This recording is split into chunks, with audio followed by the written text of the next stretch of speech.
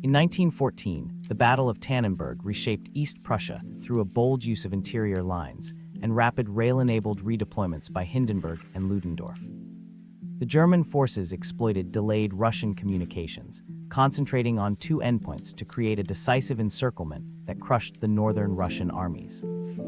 Compared with Napoleonic flows of open maneuver, Tannenberg shows how logistics, timing, and information flow become force multipliers in modern warfare. The outcome secured East Prussia, elevated German strategic stability, and underscored the cost of poor coordination and fragmented command.